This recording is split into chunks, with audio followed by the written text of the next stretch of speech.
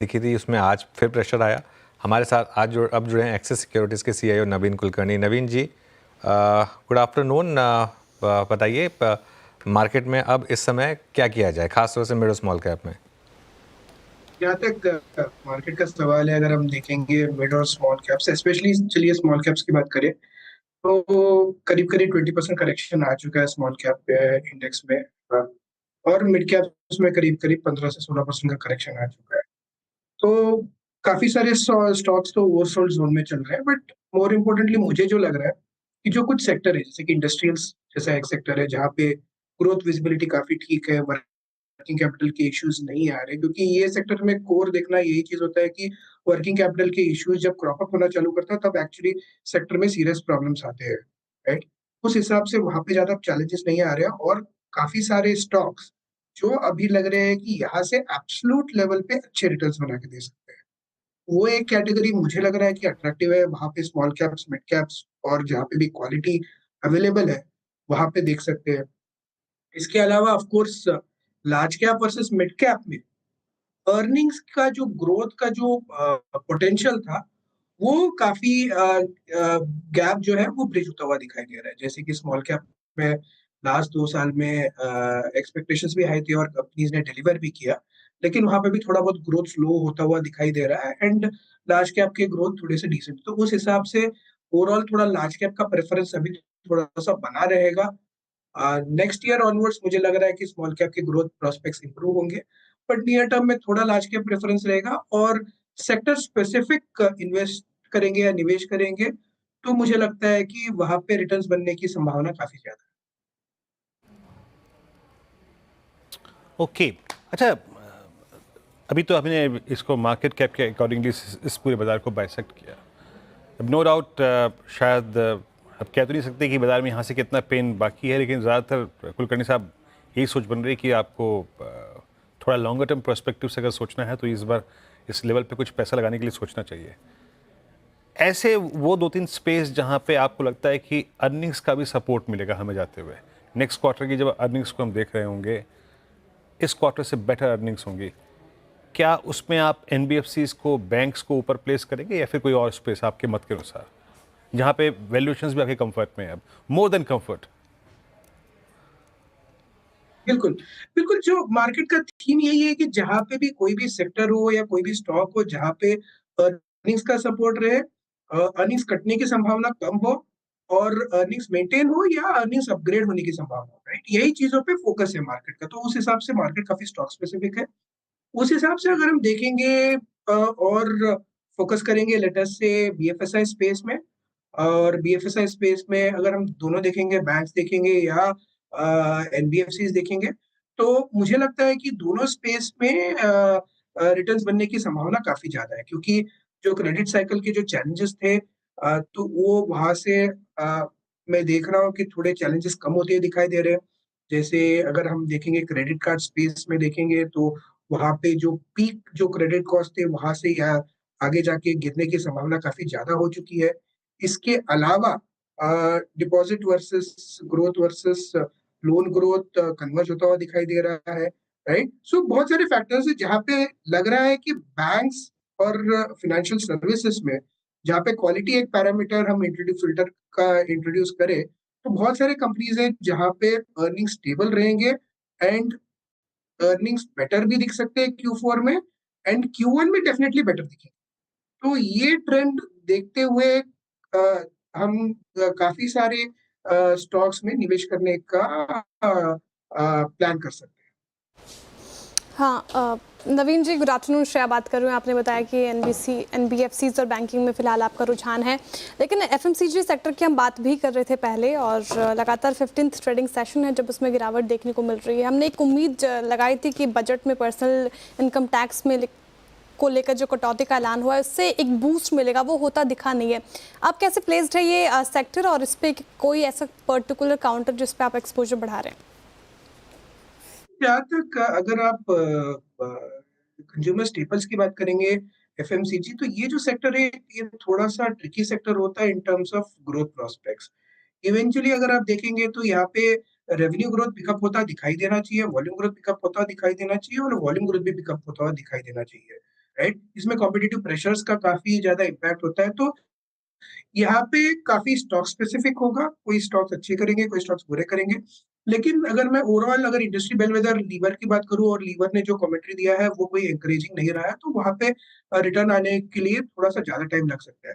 हालांकि अगर मैं एफएमसीजी या कंज्यूमर स्पेस में कुछ देखना चाहूँ तो मुझे लगता है कि रिटेल कंपनीज में मुझे लगता है कि अगर निवेश करेंगे तो रिटर्न्स बनने की संभावना काफी ज्यादा है, क्योंकि जो जो गवर्नमेंट के इनिशिएटिव्स रहे हैं स्टेट इलेक्शंस में, जो जो कैंपेन्स हुए हैं, उस हिसाब से मुझे लग रहा है कि रिटेल कंपनीज में टर्न अराउंड आता हुआ दिखाई दे सकता है और वहां पे रिटर्न बनने की संभावना काफी ज्यादा रहेगी यहाँ से।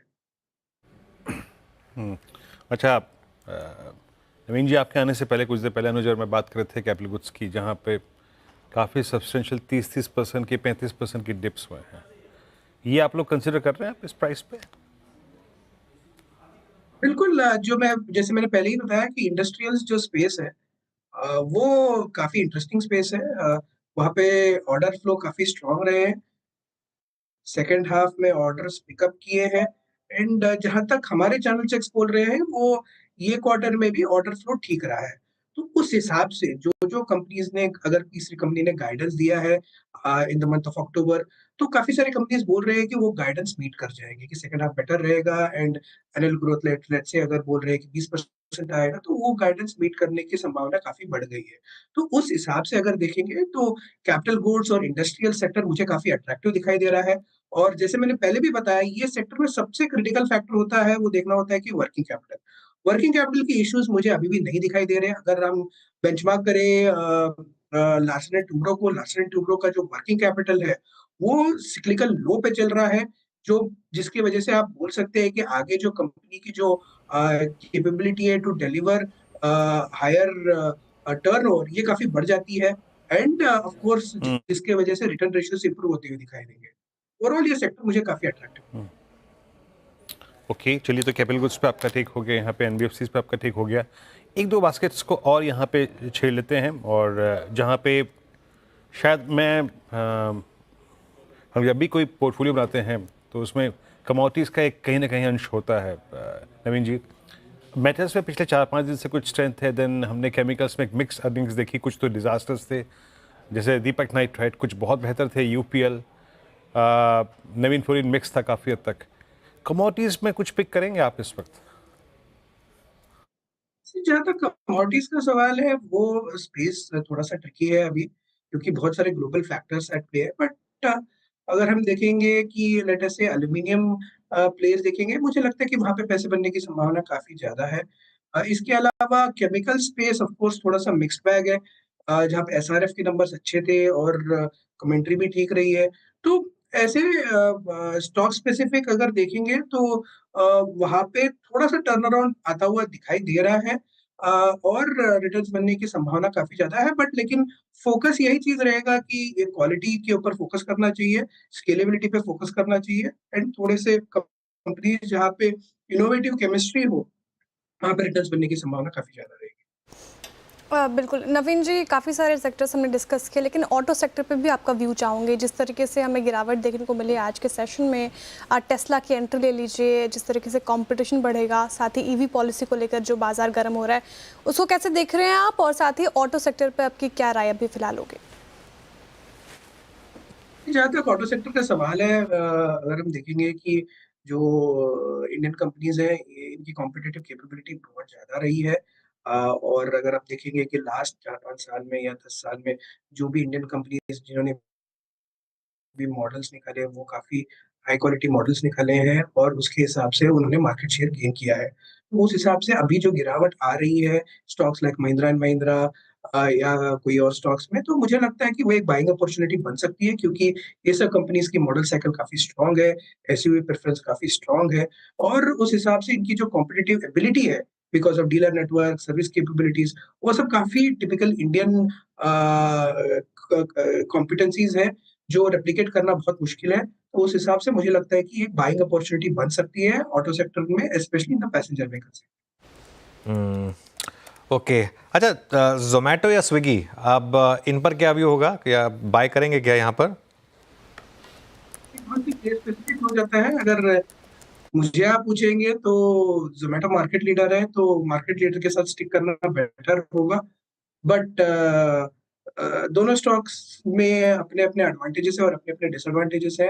Eight current levels market capitalization versus earnings potential में अभी भी थोड़ा-सा गैप है। तो उस हिसाब से अगर पिक करना है तो प्रोबब्ली ज़ोमैटो और स्विगी हो सकता है। बट इसमें वही कोई क्लियर कट विनर अभी होता हुआ दिखाई नहीं दे रहा है।